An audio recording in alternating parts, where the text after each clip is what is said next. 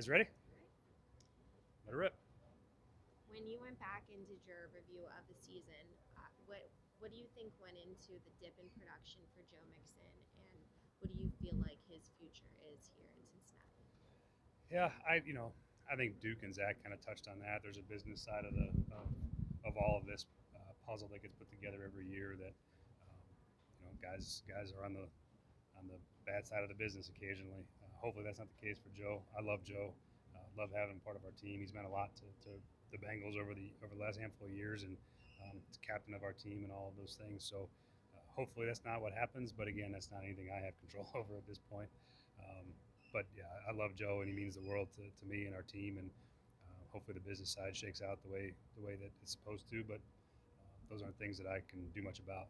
As far as his dip in production goes, I think we didn't run the ball as well in times last year that I think we're capable of. Um, some of that is who we're playing. Some of that is not playing well enough on our end, and I think that'll be a point of emphasis for us over the offseason is to find a way to be a more consistent rushing team than we've been. Our efficiency in our run game is one of the things I can tell you guys all the time that we look at, but has not been has been pretty positive over the year. But as far as raw numbers go, we could get more production out of the run game for sure. It looks like you'll have pop in the middle of the year. Maybe kind of switch to more gap based runs. Mm-hmm. Kind of faded towards the end of the year. Any particular reasons for why that was the case? No, I don't think so. I mean, we lean pretty heavily into the gun run game because that's what we are. We're a shotgun team. Burrow's in the gun. Had to find ways to marry up the shotgun passing formations with the ability to marry it up with running formations and play actions and all those things. And it was really well done by Frank Pollock getting all that stuff lined up. I thought it was a pretty impressive, kind of mid-season pivot on his part. Obviously, we felt like those guys up front were better gap scheme blockers. They're big, heavy-handed dudes between LC and Kappa and Karras and Volson. Those guys are gap scheme style players.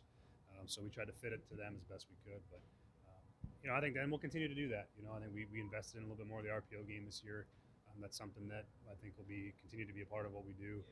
Find different ways to exploit those matchups and secondary structures and all that. It's all part of the offseason study that's coming up for us here in the next couple months. So find some ways to see if we can improve it. Explosion in the run game was a point of emphasis going into the season. Mm-hmm. I'm sure it still is. What are you looking for maybe out of this draft class? Because you have Samaje as a free agent, you have Jordan as a free agent. So what are you looking for? Yeah, you want guys that have put on tape that they have the the long speed to break long runs. That's a part of it. Being able to separate from the secondary players, which generally speaking, most running backs are going to be slower than the guys in the secondary chasing them. But you want guys that show the ability on tape to hit home runs. Guys that can break tackles. Breaking tackles is a huge part of explosiveness in the run game. We can only get so many hats on hats, and there's always going to be at least one free guy for a back, and they got to be able to make that player miss, and that's how you generate explosive runs. We can do a better job than we've done trying to get guys into those spaces better and giving them chances at explosive runs. Sometimes some schemes aren't as friendly for that. Some of the gap schemes and stuff can be a little bit more of a bloody style run game and not as exciting explosively. So I've got to find ways to mix both. How do you value the tight end game, Brian, and what Aiden is able to give you in his first year? Yeah, I thought Hayden really stepped up and provided us a ton of value. I didn't expect him to be probably as good as he was for us just because his tape was limited. We knew he had the capability of being a highly productive player, but weren't sure what it would look like for us. And he came in and did a fantastic job being able to create explosive plays. He was really tough and physical in the run game, which was what we weren't sure what we were going to get in that regard. I thought he really developed as a blocker. His toughness was on display. His energy is on display. Really enjoyed getting to know him and having him. I expressed to him before we left how much he meant to our team and the energy he provided, and hopefully we can find a way to get the guys that we like back. Again, those aren't necessarily things I can control, but I know that he was a really valuable part of our offense and brought a dynamic ability in the pass game that, as you watch all the free agents out there and I watch his tape again, he's a really, really good tight end, and hopefully we have a chance to bring him back. How different would a Bengals offense be without Hayden Hurst in 2023? What would the drop off be, assuming he's not there? Hard to say, because someone's got to play tight end. Because right now there's not a lot of guys on the roster under contract, but we do have some young players that we like. I think Mitchell Wilcox really had a nice year. He's restricted, but he's a guy that really blossomed and developed along the time frame here. And then we got Nick Bowers and Tanner Hudson we signed late in the year in the practice squad. Guys that really curious to see how they develop. Tight end's a position that generally takes a little bit of time. They don't always come in and hit right away. It's a hard position to play, and we ask a lot of those guys. And James has a tough job getting them all up to speed. But those we got some guys we're excited about, and again, we're going to have to find tight ends somewhere, whether it's drafted free agency, whether that means re-signing Hayden or not, however that looks. We're going to have to find some tight ends that can play for us. Draft-wise, Can you envision a scenario where Jonah moves to the right side? Just if it's a free agency or draft, or you think he's entrenched kind of there? It'd be tough. I mean, he spent his whole career really, especially as a pro, as a left tackle. Moving him would probably be pretty difficult. That's probably not something that he would be necessarily excited about either. I'm sure as a team first guy, he would do it if that's what was best for us. But it's a hard switch to make for a guy that's played a lot of snaps at left tackle over his career and very minimal at right. I know he did some at Alabama, but as far as a pro, that's a pretty difficult switch. draft-wise, you're right, tight ends, it takes a while for some of them. Yep. What are you looking for to potentially get a guy that can hit the ground running and contribute right away? You can see there are some guys that are ready, that have more up and down experience doing the blocking, doing the catching, depending on the style of offense they play in college. There are some guys that look like they could be ready quicker than others, but you never know because the defensive ends they have to play against in the run game are difficult. The schemes are a lot more intricate. The technique is so much more important, and it takes time for those guys to get there. So there's probably some guys that are going to have some success early, but ideally you're looking for somebody who's got at least the traits to physically be able to do the job, the height, weight, and the speed, and has some athleticism that they can do what tight ends have to do, which is be big enough and strong enough and physical enough to block and still be able to run and catch and be explosive in the pass game. It's a unique position. How do you figure out when a tight end, because there's a lot of different ones, explosion and maybe not blocking tight ends, how can you project that they could end up being blockers at the next level? How do you do that? Is it possible? To some degree, it is. I mean, you want to see willingness. You want to see a natural, physicality. That's how they play the game. Whether they're technically up to speed yet or not, that's our job to get them there when they get to this level. But I mean, try to look for the traits that jump out on tape. Ideally, that there's some sort of physicality that jumps off, and willingness and tenacity that you sort of have to have a baseline of to do the job. When you have T. Higgins and Jamar Chase specifically on the field at the same time, what does that allow you to do schematically? It's hard to double everybody, and I think that we had some teams try to double those guys, and that's where the effectiveness of our underneath game with the tight ends, with Hayden, with Mixon in the passing game, with Tyler in the middle of the field, is that you can double one, you can double two. It's hard to double three, and so there's going to be a singled up somewhere, and you hope that you have a player that can mismatch those guys they're trying to cover them with. Usually linebackers, if they're doubling, it's usually doubling with safety. So you're looking at linebackers covering some of your skill players inside. So, a lot of teams cheat to Jamar, even when they're not doubling them, and that's allowed T to, I think, really be incredibly productive for us over the last season and a half as Jamar's come on, provided a nice compliment to him. He's a huge piece of what we do. Zach talked yesterday, or Duke kind of mentioned as well, with the growth that T has had, how much he's developed. Yeah. What's it been like for him at Charlotte? What's the most impressive thing that you've seen in now the time he's been with you all? I mean, he's been impressive really from the day he's gotten here. But just to see his maturity, how he approaches his day-to-day business, how he takes care of himself. You learn that as a pro. You learn how to take care of your body to be able to play 17 games now, to be able to play deep into the playoffs. The maturity part of studying and knowing what to do, to me, is the part that doesn't get seen very often, but that's what we see, and that's been really impressive. Because T's always been physically talented. He's always made plays in the field, really since he got here. So that part's really expected. But just the rest of it, how he's grown as a person, has been really the part that I've enjoyed watching. Have you guys changed your view of maybe a number four receiver? I know last year at this time, it was talked about. Yeah. You thought, you guys were pretty happy with what you had there. Any change of that? TV went down, the title game. Yeah, it's hard to. I mean, we felt really good about what Trent Irwin supplied us in those moments. Obviously missed Jamar there for a month, and Trenton played a lot, had some big plays. It's hard to find. It's hard to be 4 deep at receiver. We're really good at our top two and TB at the slot. I mean, it's a rare thing to have as much talent as we do at those spots, and it's hard to get a fourth receiver in those outside that. There's not a lot of guys that want to come here because they know it's going to be it's not going to see the field a lot. So you got to develop those guys and work with those guys. And like I said, Trent Irwin's a testament to our program and the development he's had over the course of time. And sure, you're always looking. I'd love to have 4 receivers that could be starting caliber receivers, but that's not always the reality. And you got to find guys and develop them and coach them. So if you can get a 4th receiver that you think has the ability to ascend into a higher role as he improves, then sure, it's great. We'd love to find one like that, but it doesn't always pan out that way. We're always looking to improve our depth from top to bottom, and so if receiver's one of them that comes up, then obviously going to explore it. What was your evaluation of Lyle Collins this season before he got hurt? It was good. It took him a while to get his feet underneath him from his injury, the back injury in training camp, and the lack of practice. I felt like he sort of hit his stride about mid-season, really started playing well for us. You can see his physicality, his length, his strength always show up, particularly in protection. He's a hard guy to run through. He'd make guys have to go run around him. But he played well as the season went along. I thought he got better and better. Unfortunately, I wish he got to finish it with him playing healthy, but I thought he ascended as the year went along, and so that was a good thing for us to see. It really helped us win those games down the stretch. And then obviously losing him was a tough blow at the tackle spot because he's a hard human to replicate as far as his size and strength. So we felt that loss a little bit too. Obviously, he's a question mark because of the injury. But the other 4 spots, do you feel confident in those guys moving forward? Yeah, those guys did a nice job for us. They're always looking to improve up front. You're always looking for depth. You're always looking for guys that can compete. It's always a constant process.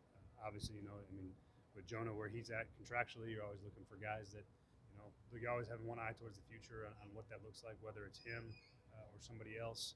You're always making sure you got guys that you're developing because just like tight end, it's a position that generally takes some development and some time. So you want guys that you're constantly working to develop and constantly trying to get improvement from. So, you could say that it's as most positions are, with the exception of probably our quarterback and our receivers. You're always looking for guys that are going to help you and improve your team. I asked Lou this earlier, but for you and Lou and Zach to be together for a 5th straight year, almost unheard of. I mean, you have that kind of continuity. What makes it so special being back next year? It's an advantage, our league is made up of minuscule advantages as best you can find them, and that's certainly going to be one of them that helps us. Just because we know what we're looking for, what we're trying to get done, what our schemes are. We know our assistant coaches. Our communication's fantastic. It's an advantage for us. Now we got to go out and take advantage of that. We still got to go out and do it again. Nothing's going to be given to us because we're all here together again. We still got to go coach football and coach hard and put our guys in position to have success. So, but it is certainly an advantage, and I've said it before, but I love being here. I love working here. I love our organization. I love our players. It's a great place to be. I think a lot of people feel that way now. They're starting to see what we've known about it for a while. So certainly excited to be able to chance to get to go do it again. Did you learn any? You take Brian those interview processes that help you return? Yeah, there to some degree. I mean, if it reshapes what you focus on. There's elements of being a head coach that you never think about as a coordinator, and so when you get exposed to those processes, you are forced to think more about those types of things, more kind of bird's eye view of an organization and how all the pieces work together. Because it's part of the process to be able to get a chance to be a head coach, you have to feel really good about how you're going to have all those things set up across an organization. And so, but I'd say when it's time to get back to normal work and back in the grind of it, I return right back to the job that I do, and that's helping coordinate the offense. Ryan, there's a belief that Bieniemy had to pull away from Andy Reid to maybe then give himself a chance to be a head coach. Sure. Do you feel like a day will come that you may have to do that with Zach, or is this an independent situation? I think all those situations are independent. There's going to be people that argue that that's something that should be done or shouldn't be done. I think you can look at plenty of guys that didn't call plays that have gotten jobs and had success. So I don't know that that's a prerequisite. but I think that each situation is different, and there certainly can be a perception that that's part of what you have to do. But I don't feel that currently where I'm at, and it doesn't really cross my mind much, to be honest with you. What's the next step in Joe Burrow's development, or what would you like to see in the course of this offseason? How his game might grow in year 4? Yeah, that's when you're playing as well as he's played, um, it's hard to pinpoint. Well, his improvements are going to be minuscule. They're going to be things that not everybody sees.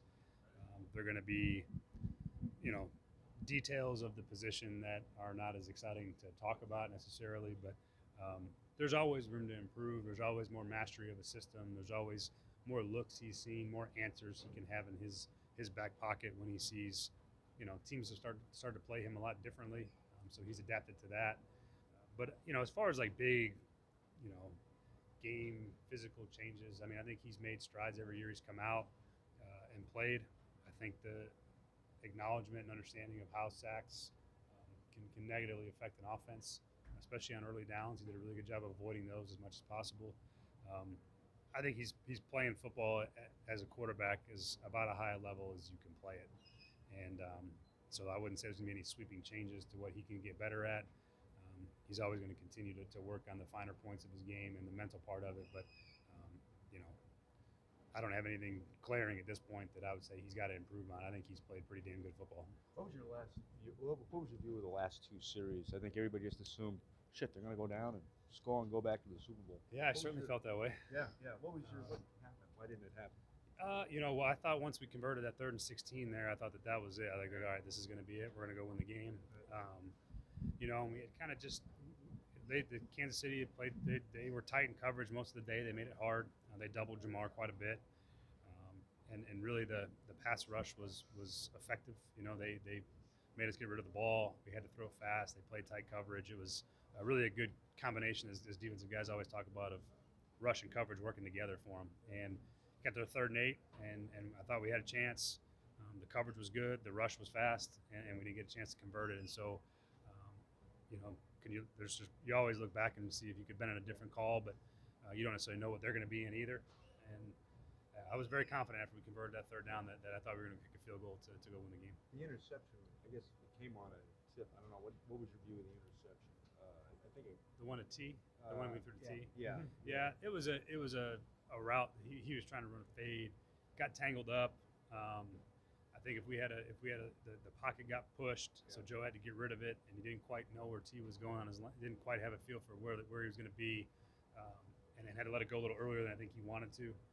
And that's all you need sometimes in a big game to turn a ball over.